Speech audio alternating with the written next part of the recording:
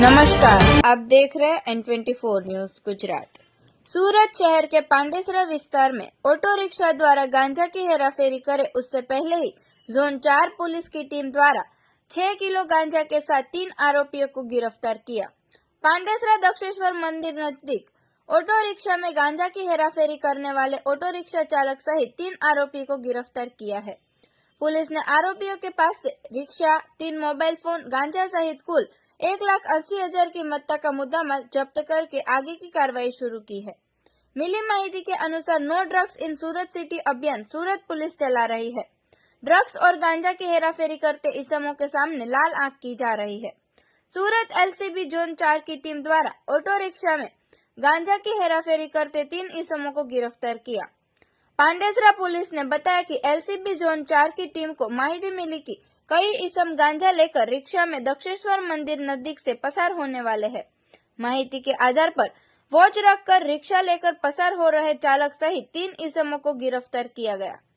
आरोपी वहाब, रकीब शेख और अकबर उर्फे बल्लू को गिरफ्तार किया। पूछताछ में पता चला कि आरोपी वहाब ऑटो रिक्शा चलाते हैं, जिसका मालिक कोई दूसरा है, जिस मालिक के पास से रिक्शा लेकर किराए पर चलाता है, और रकीब शेख गांजा की हेराफेरी का मुख्य आरोपी है।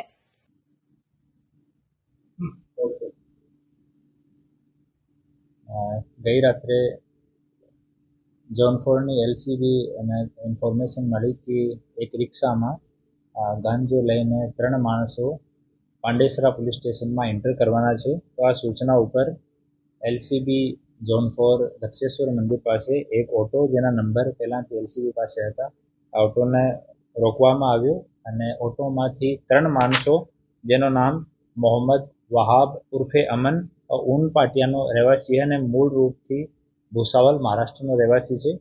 બીજો રાકીબ સનોબ શેખુદ્દીન શેખ પણ ઊન પાટિયાનો રહેવાસી છે અને મૂળ રૂપથી વર્ધમાન પશ્ચિમ બંગાળનો રહેવાસી છે। और अकबर उर्फे बल्लू પણ ઊન પાટિયામાં રહે છે। આમાંથી મોહમ્મદ વહાબ ઉર્ફે અમન ઓટોનો ડ્રાઈવર છે અને ઓટોનો પોતાનો નથી, બીજા માણસનો ઓટો ડેલી ભાડા ઉપર ચલાવે છે। અને રાકીબ સૈફુદ્દીન શેખ है वो मेन माणस છે जो ગાંજાની हेराफेरी तस्करीમાં ઇન્વોલ્વ છે।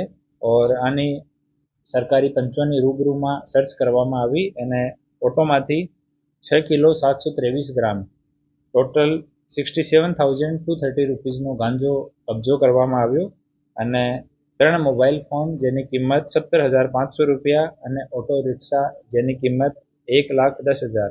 તો હવે ટોટલ જો મુદ્દામાલ है वो કબજો કરવામાં આવ્યો અને 3 આરોપીને અટક કરવામાં આવ્યા છે અને ક્યાંથી લઈને આવ્યા અને ક્યાં જવાના હતા લઈને આ બાબતમાં પૂછતાછ ચાલુ છે અને no drugs in Surat city અભિયાન મુજબ આ કાર્યવાહી કરવામાં આવી છે।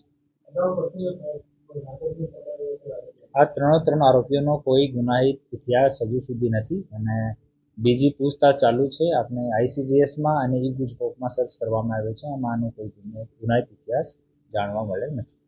देखते रहिए N24 न्यूज गुजरात, सिर्फ हम तक ही नहीं सब तक।